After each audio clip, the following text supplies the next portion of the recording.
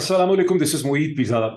अब से चंद घंटे पहले डेवलपमेंट्स बहुत सी हैं, लेकिन सबसे पहले इसे एब्जॉर्ब करें कि अब से चंद घंटे पहले फॉर्मर प्राइम मिनिस्टर पाकिस्तान जनाब इमरान खान साहब ने इंटरनेशनल खबर रसा एजेंसी, जो इंटरनेशनल वायर एजेंसी है रॉयटर्स, उसे उन्होंने एक इंटरव्यू दिया। और उस इंटरव्यू में उन्होंने ये क्लेम किया, उन्होंने अपना ये एनालिसिस दिया कि उन्हें ये लगता है कि ये जो मिलिट्री कोर्ट्स का शराड है, यानी जो ड्रामा है, इसका बुनियादी तौर पर एक मकसद है कि किसी न किसी को ऐसा क्रैक किया जाए डरा धमका के, उसको एक स्टेट अप्रूवल बनाया जाए, यानी वादा माफ गवाह, जिसको सुल्तानी गवाह कहते हैं, वो बनाया जाए, जो ये कहेगा कि ये जो कुछ भी हुआ मई 9 को, ये इमरान खान का स्क्रिप्ट था, ये इमरान खान का प्लान था। और फिर इमरान खान के ऊपर मिलिट्री कोर्ट में एक मुकदमा चलाया जाए और इमरान खान को बहुत देर तक जेल में डाल दिया जाए। और उसमें उन्होंने उसकी एक्सप्लेनेशन भी दी। उन्होंने कहा कि क्योंकि 150 के करीब जो उन्होंने मेरे खिलाफ केसेस बना रखे हैं, लेटेस्ट वो अलकादा ट्रस्ट का भी था, उससे कुछ वो चल नहीं पा रहा, बिकॉज वो केसेस जब अदालतों के सामने जाते हैं तो वो कमजोर पड़ जाते हैं, वो कोलैप्स हो जाते हैं। इनका मकसद जो है मुझे देर तक बंद रखने का, वो हल नहीं हो रहा। इसलिए मुझे लगता है कि ये सारा का सारा ड्रामा जो है वो इस मकसद के तहत किया जा रहा है। बड़ा सीरियस और ग्रिम उनका फेस एक्सप्रेशन था। He was very calm and very compose, but serious और ग्रिम उनका फेस एक्सप्रेशन था। 2-3 घंटे पहले रॉयटर ने खुद ये वाला टुकड़ा जो है, इसे उन्होंने ट्वीट किया, और उस वक्त तक बहुत कम लोगों ने उसे देखा था। मैंने उसे रिट्वीट भी किया और मैंने उसके ऊपर एक कोट ट्वीट भी लिखा है। उसी चीज को मैंने एम्फसाइज किया कि बुनियादी तौर पर इमरान खान इस टुकड़े के अंदर क्या कह रहे हैं। अब याद रहे कि कुछ दिन पहले, अच्छा ये बात कोई इतनी हवा में भी नहीं है, खाली कोई इमरान खान साहब का एनालिसिस नहीं है।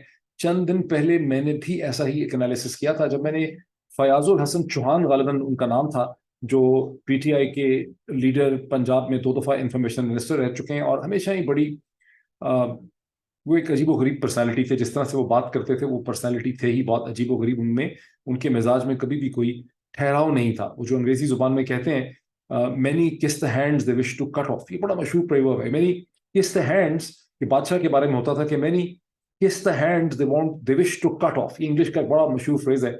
तो मैं जब भी फयाजुल हसन चौहान साहब को देखा करता था, तो मुझे वो भी, उसके अलावा भी बड़े और ऐसे लोग हैं पीटीआई के अंदर, ये पूरी पाकिस्तानी पॉलिटिक्स जो है वो भरी पड़ी है, many kiss the hands they wish to cut off. तो मुझे वो फीलिंग उनके बारे में होती थी।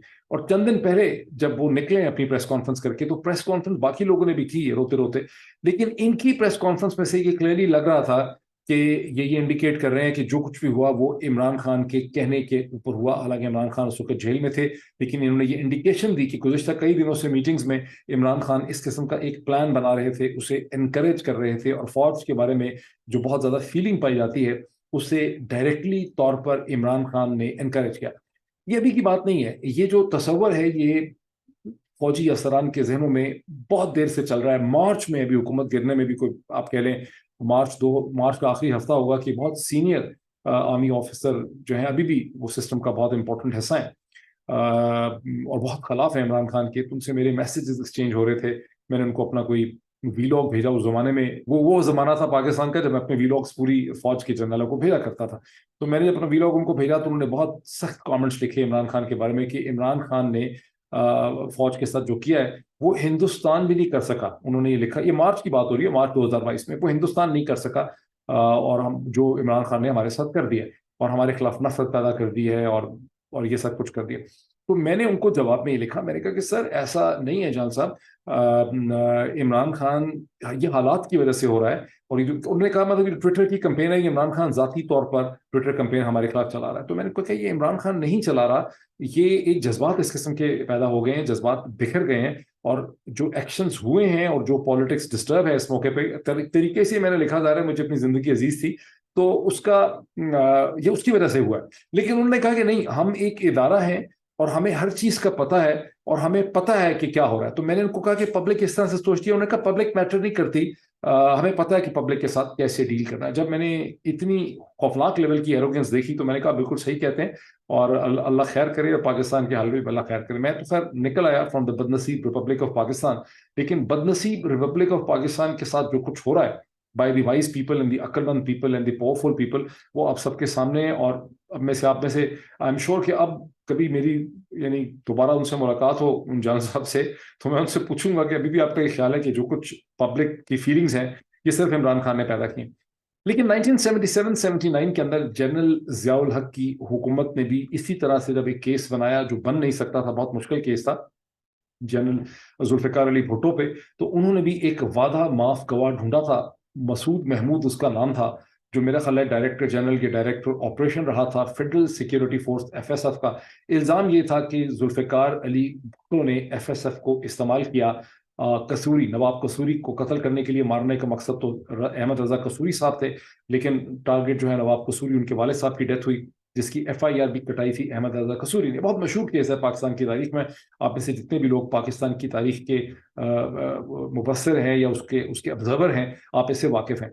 जो लेकिन नौजवान है शायद उनको ना पता हो। तो वादा माफ गवाह मसूद अहमद जो थे वो वादा माफ गवाह बने, सुल्तानी गवाह बने, और ये दुनिया की तारीख में ये पहला कॉमन लॉ की हिस्ट्री में पहला केस था जहां एक स्टेट अप्रूवर और सुल्तानी गवाह, जिसके ऊपर खुद इल्जाम था, जो एक तरह से एक्यूज था, जिसने इनफैक्ट वो अकॉर्डिंग टू द प्रोसिक्यूशन वो पूरी मर्डर की कॉन्स्पिरेसी उसी ने हैच की थी। उसने ये कह दिया कि मैंने फलां बंदे के कहने के ऊपर की थी, और जुल्फ़िकार अली भुट्टो और 4 और एफएसएफ के जो एग्जीक्यूटिव ऑफिसर थे, जो पुलिस ऑफिसर थे बेसिकली, उनको सजाए मौत हुई, और मसूद अहमद जो थे उनकी जान जो है वो बच गई। अब खैर वो वाले हालात अल्लाह करे नहीं है। वैसे तो हमने पाकिस्तान में ये सोचा था कि पाकिस्तान के हालात बदल गए। मैं उन नसीबों में, बेवकूफ़ों में, अहमकों में, इडियट्स में शामिल हूँ जिसने हमेशा ये सोचा था कि आज पाकिस्तान ने बहुत सियासी सफर तय कर लिया है 50 बरस में। आज ये वो पाकिस्तान नहीं है, ये बन नहीं सकता, ये उस लेवल पे रिग्रेस नहीं कर सकता, ये उतना इसको जवाल नहीं हो सकता, इसका माइंड उतना कोलैप्स नहीं कर सकता जितना कि 50 बरस पहले पाकिस्तान के हालात थे।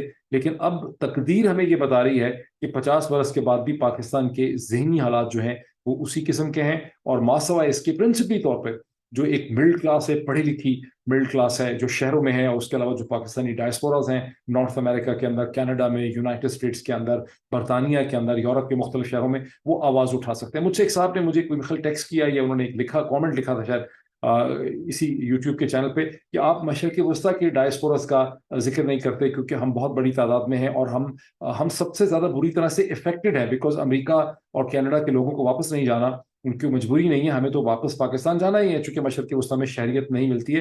तो आप ये नहीं बताते कि हम क्या कर सकते हैं। मैं उसका क्या कहूँ कि आप क्या कर सकते हैं। आप एक शुरता कंट्रोल्ड सिस्टम के अंदर ऑपरेट कर रहे हैं, जहां आप सिर्फ रोजगार की तलाश में आए हुए हैं, आपको कोई बुनियादी इंसानी हकूक उन्होंने दिए ही नहीं। आपके पास सिर्फ उतने ही इंसानी हकूक हैं जितने एक इंसान से काम करवाने के लिए, डरा धमका के उसको एक सिस्टम में रखने के लिए। आपको उन इंसानी हकूक का पता ही नहीं है जो नॉर्थ अमेरिका के अंदर, जहां आप बाहर से आए और अमेरिकन पुलिस और American federal bureau of investigation जो है वो आपको हर महीने आके बताए और रिपोर्ट करे और आपको बताए कि वो देख रही है सूरत हाल को। इस किस्म के हकूक आपको कहाँ मिल सकते हैं, इसे कहते हैं मशरक़ वस्ता के अंदर। तो आप लोग कुछ बहुत ज्यादा नहीं कर सकते।